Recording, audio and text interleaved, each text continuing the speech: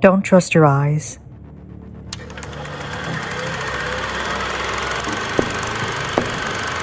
Your eyes deceive you every day, filling in the blanks for you in a world of sensory overload. In every moment, your senses are receiving far more information than they can process all at once, and your mind is forced to choose which signals to pay attention to.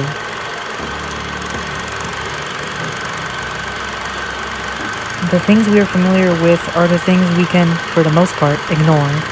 Take olfactory fatigue. Your nose ceases to perceive a smell when you've been around it for a while. You may be quite thankful for this phenomenon, depending on the habits of your roommate. In order for your mind... John will be here in an hour. I told him we'd see each other again someday. I guess today is Sunday.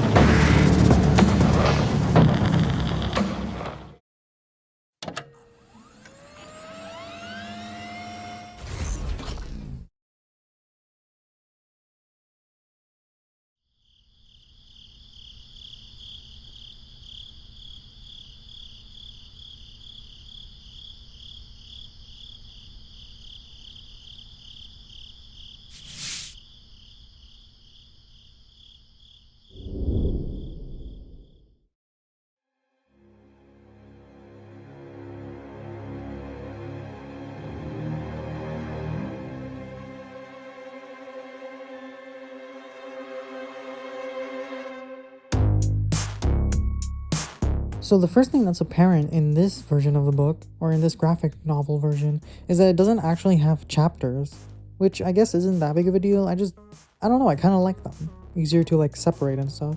So we start off with a lecture class, so Charlie at this point is probably in college, and she's not paying attention, and she's just thinking about her dreams and her arguments with Aunt Jen.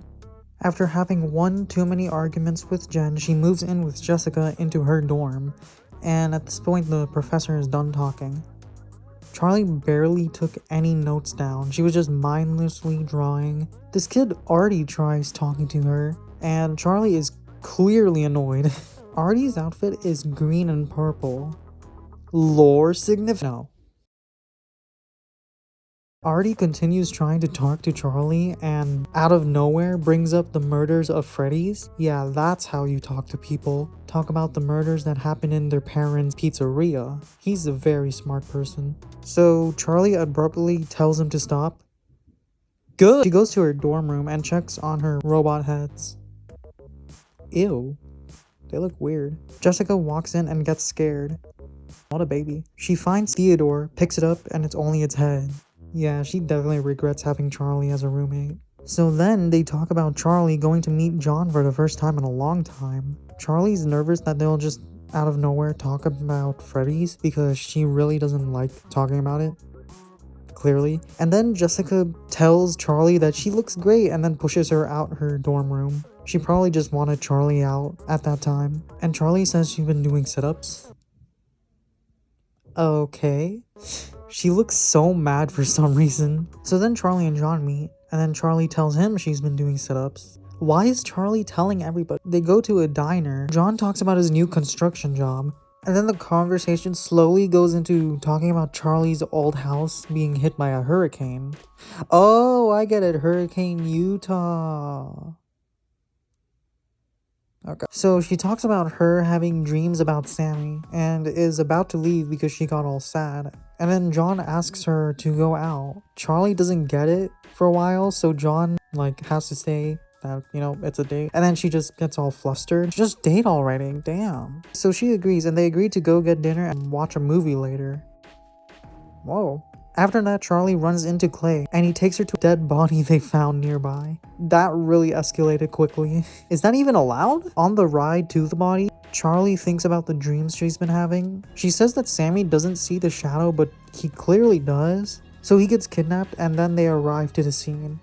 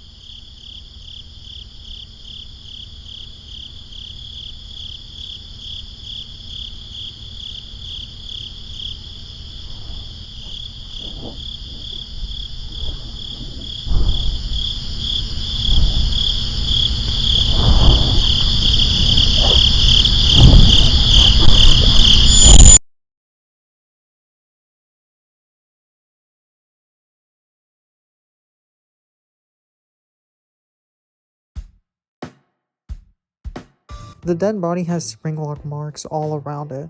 Charlie explains the spring locks to Clay. Just watch my video.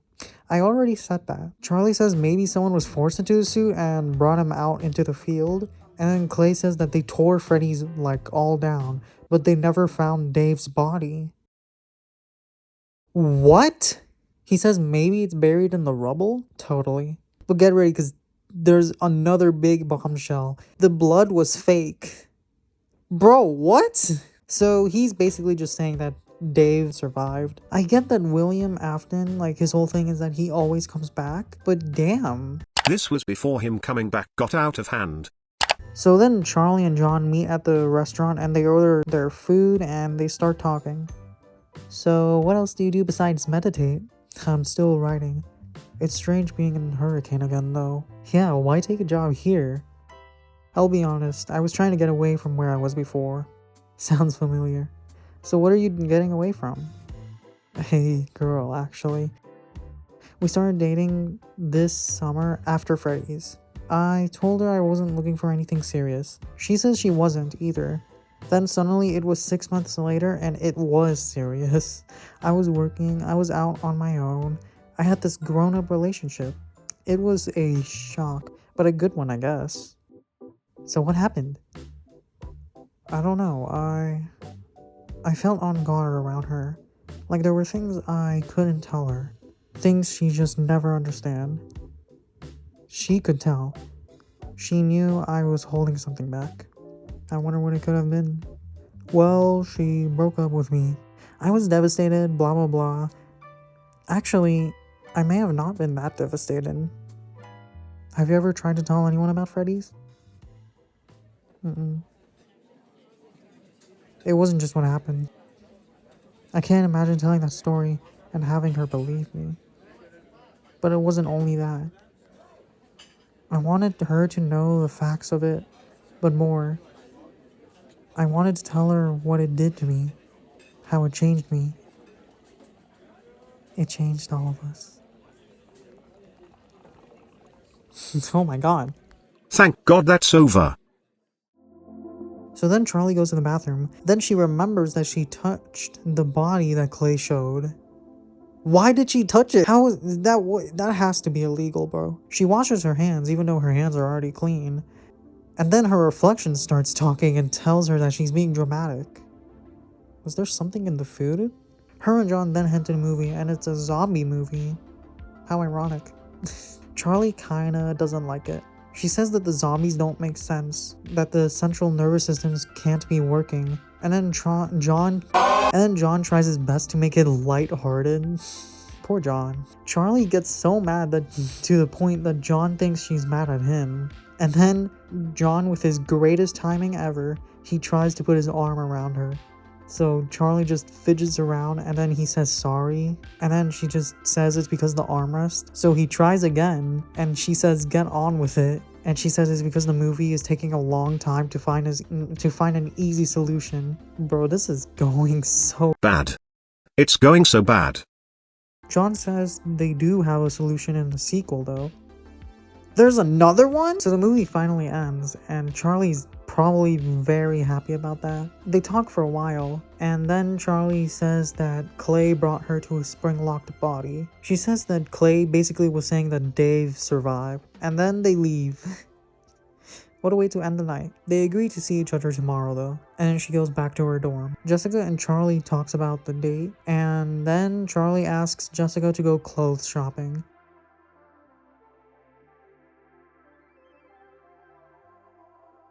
What a great friend. And also, why can't you go by yourself? But that happens later. So right now, Jessica is dying from excitement and Charlie works on her robot babies. That sounds weird, never mind. And Charlie works on her robot heads. That somehow also sounds weird. They start crying for some reason. Oh, maybe I should have stuck with robot babies. And then Charlie falls into a bunch of suits. Man, what the heck is going on? So now it's the next morning and John asks Charlie to go get breakfast. He then sees the messy room and a headless Theodore. Charlie? What the So he asks to see the project that Charlie's working on, and she is very excited for some reason. She shows the device that's used to talk to the robots, and John is very confused. Same, man. So Charlie says that she can't do breakfast. Jessica and Charlie go to the mall. Jessica is mad, obviously. They find Freddy's and it's all destroyed, and there's pictures of the animatronics. And in this version of the book, they actually give the animatronics lighter jaws for some reason. So to me, I think the Silverized book, or the Silverized graphic novel, made the robots better, and the Twisted ones, like, did the humans better. So anyways, they find and open a door, and then they find Springtrap. What? He was just there the whole time. He looks really cool though. Oh my god, like I can't even lie. That looks really cool. They still call him Dave even though they know his real name. We cut to Charlie and Artie studying together, and my book's text got faded. Truly sad. Charlie sees random shapes in her notebook and then gets scared and runs off.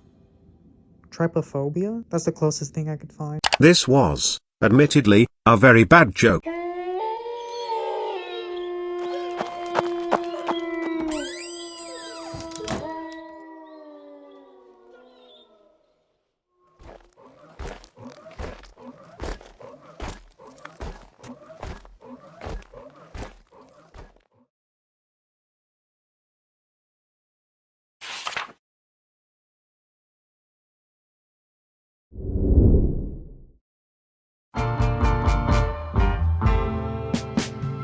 For some reason, she thinks it's connected to Sammy. She finds a dead body and it actually looks like her. I'm not gonna lie, that would be terrifying. She finds a gas station for a phone and the worker says it's for customers only. So she tells her to buy a popsicle. She tries to get it, but then a fox mask scares her. The worker just starts laughing. Man, shut up. Also, a fox mask scaring you? So she calls Clay about the body, and then they find the body, and Charlie says she'll go to the house of the victim. Clay says 20 minutes, then he'll call the cops to go. What?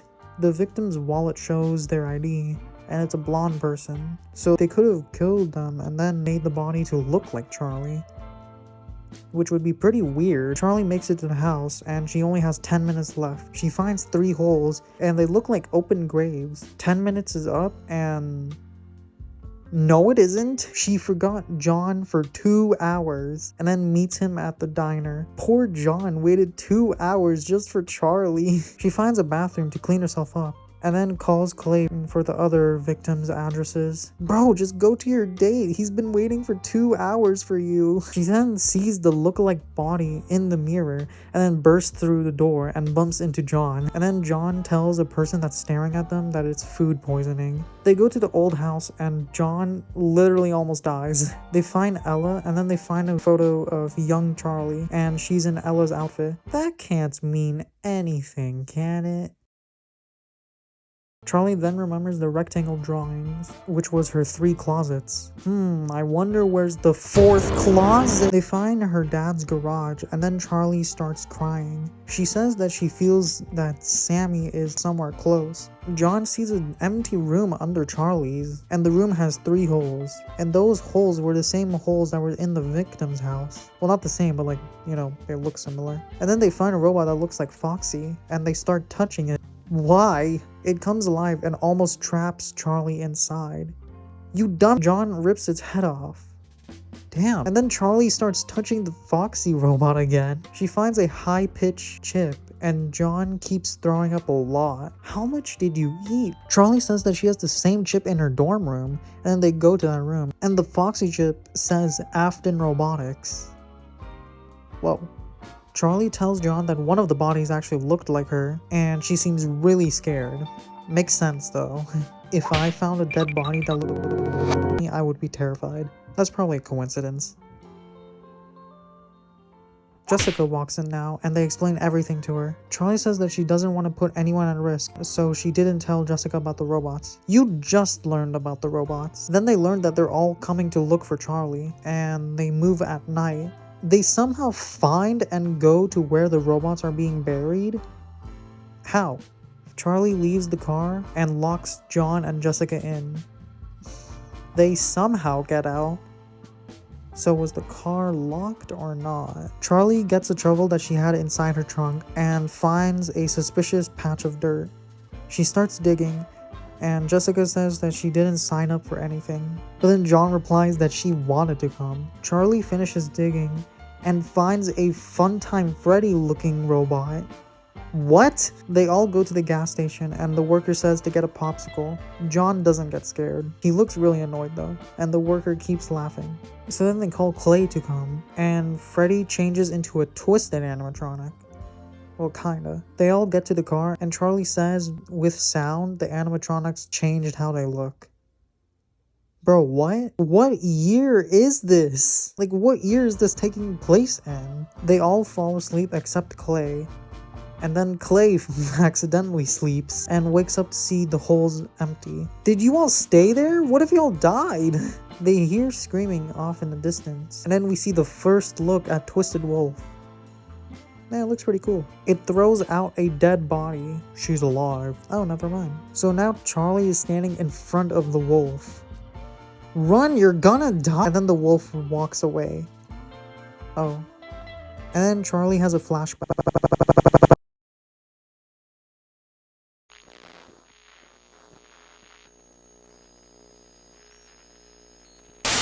What do you think, Charlie? Come on, Charlie. Don't you want to see what it does first? I'll make you something better. What a strange flashback. So now Charlie stops daydreaming and she was drawing the shapes in the lecture again. John waited for her class to end and invited her to dinner. She's being hunted right now, but that's fine. It's a totally good time for dinner. So Charlie says that she'll see him later. She won't. Charlie looks at Theodore and says at least Theodore is here to protect her. She says that she needs support. Bro, John is right there. She finds a fake show house. Bro, how? Oh my god, and poor John is just waiting for Charlie at the restaurant. He calls Clay to see if he's seen Charlie. And then Charlie wakes up and finds Freddy at the foot of her bed. Weird. And then Freddy transforms into Twisted Freddy. Even weirder. And also, how is this possible? These books, man. And then Freddy swallows her whole. You should have just went with John. Clay and John somehow find the house. And now Freddy's gone. But at this point, they know how far that they can get. And they go looking for them. Wait, this is kind of like Lefty and the puppet, you know? Lefty is a bear that captures the puppet, which Charlie is possessing in the games. Pretty cool. So Jessica follows along with them, and she asks herself, what is wrong with Charlie? I'm asking too. John comes with the brilliant idea that they should go to the old robots and ask for help. Clay says that he kept all the old robots in his house. Bro, he reveals that his wife Betty left. I don't blame her, to be honest. He says that she did because he's like obsessed over Freddy's. They go to the basement and the robots are there, and they come alive after John talks to them. Damn, John's special or something. John keeps talking to them even though they're literally about to attack him. So then Jessica starts pulling John and then they all leave. And then the robots start chasing them. They run out of the house and then Charlie wakes up inside Freddy. Clay and the others find Freddy and start to follow it. Charlie digs herself out of Freddy and realizes she's inside a pizzeria with multiple balloon boys. Bro, what? One balloon boy is already too much. Two balloon boys, okay, you're starting to reach the limit of how many balloon boys you can have. Like, you know, BB and JJ. You can't have more than that. There's too many balloon boys. So they start to chase her. She sees the twisted robots and then more balloon boys chase her.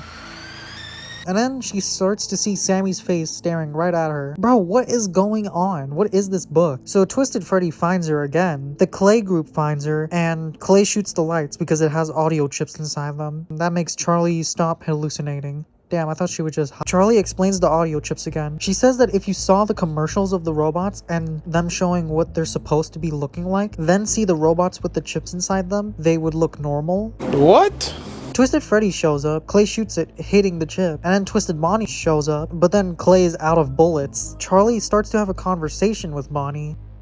Are you dumb? She asks Bonnie why they want her. And then Dave shows up, like he literally just appears, and then he says that he wanted her. It's kind of weird, bro. You're old and she's like pretty young. So now there's the classic villain monologue, which no one cares about except me because I actually like those monologues. And then Clay has extra bullets. You never know when a corpse... You never know when a corpse may wander out of the shadows wearing a rabbit suit. What? So then they all run away and run into a literal pool of gasoline coming out of the pipe. Do pizzerias have that? So now the robots get into the pool to chase them. Springtrap. I don't know why I said. Clay uses a lighter and then burns them all. Like, okay, how many times has fire been used in FNAF to like end something? Like, fire is super important in the series. Charlie runs off again. Stop. Oh, she stops running. Okay, she listened. Then Springtrap chokeholds her, and then she does the thing where she exclaims something and then does a badass move. So the thing she says this time is, "Things have changed since you died. For one thing, I've been doing sit-ups."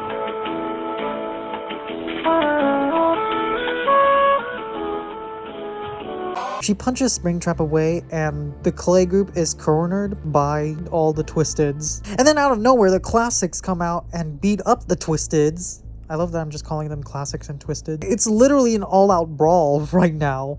What is going on? What is this book? And then they all walk away cool. So badass. And then Charlie and Springtrap starts fighting, and Charlie asks him why he chose Sammy, and then he says he didn't. He chose her. I remember being so shocked from this book, actually. Even now, it's still confusing. Clay's group find her, and then they all run out. And then Charlie feels the pull again. She feels like Sammy is close. So she runs to a door. Have we learned nothing? She thinks that Sammy is inside there. And then John comes and pulls her away.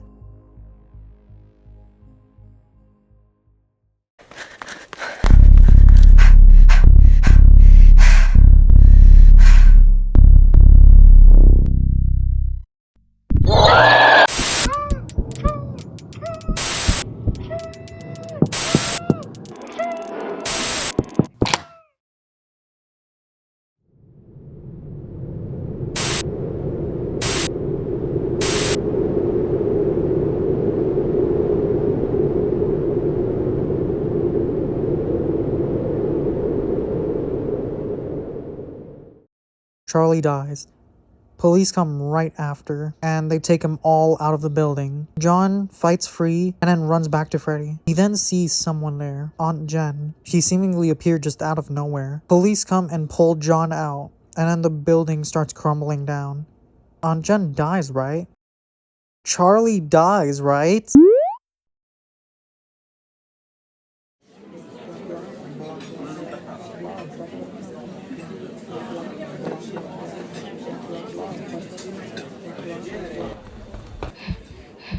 Sorry, Emily. I was busy with traffic.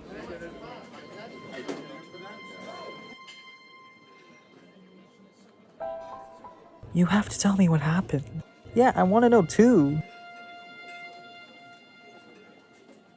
Charlie was chasing something from her past. She found it, and it didn't let her leave. And her Aunt Jen was there.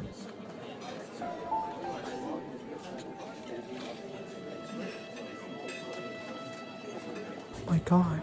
Charlie? Hey!